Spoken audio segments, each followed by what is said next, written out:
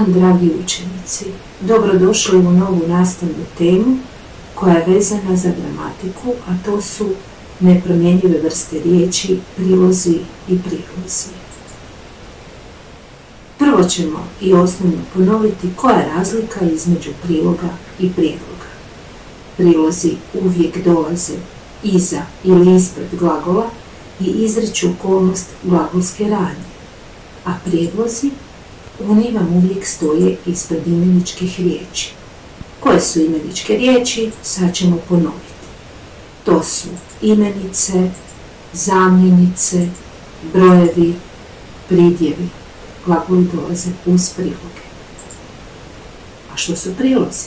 Još jednom ćemo reći da je to nepromjenjiva vrsta riječi koja izriče okolnost glagolske radnje, opisuje je i objašnjava, zapravo ona ponaša se kao pridjev oko imenice, tako se prilog ponaša oko glagola, ono što glagol radi.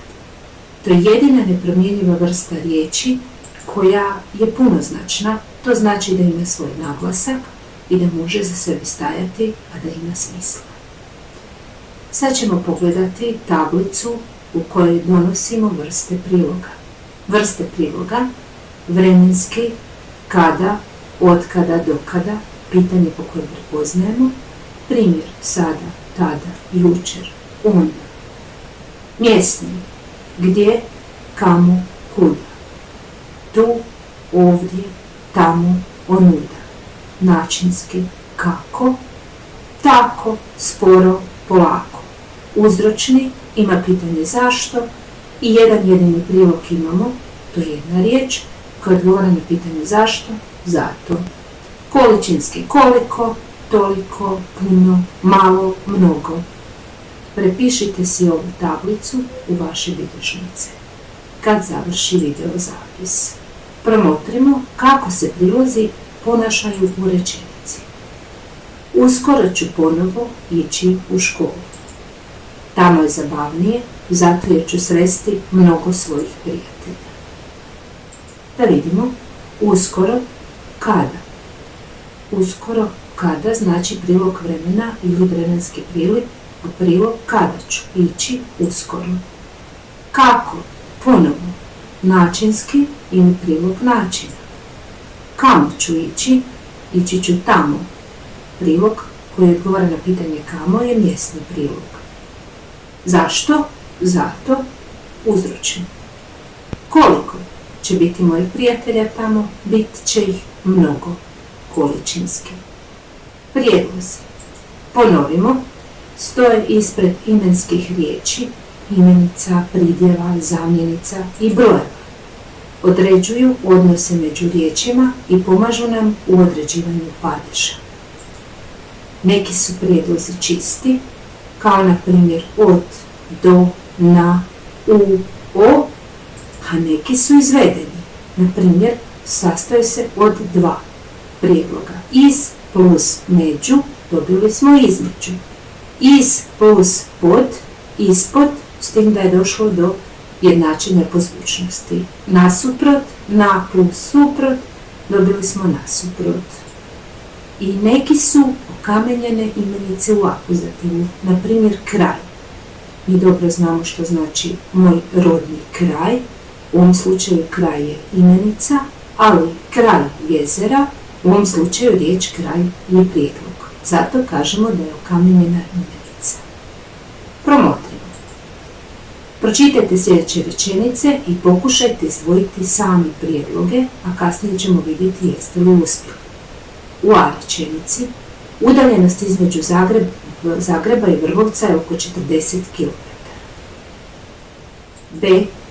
Kraj kuće nalazi se maleni kamenjar sa začinskim biljem. C. Po cijele dane sjedimo za računalom, zatvoreni u sobama. Pokušajte izdvojiti prijedloge iz ove tri rečenice.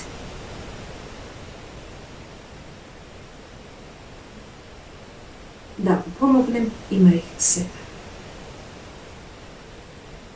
Da vidimo, jeste li uspjeli, provjerimo zajedno. Između koga, čega i određuje nam genet. Oko koga čega, opet genitiv. Kraj koga čega, genitiv. Sa ili s kim čim, instrumental. Po komu čemu, lokativ. Za kim, za čim, instrumental. U komu, u čemu, lokativ. Sad ćemo vidjeti koji se to prijedlozi slažu s kojim padežem. Evo imate opet jednu tablicu. Nominativ. Nominativ je uglavnom bez prijedloga, ali možemo reći da je riječica kao svojevrsni prijedlog nominativu. Kao tko što, kao suza, kao tko što, kao ruža i tako dalje. Genitiv. U genitivu su od, do, između, bez, s, sa, iz, pokraj. Dativ. K, ka, unatoč, usprkos, nasuprot. Akuzativ.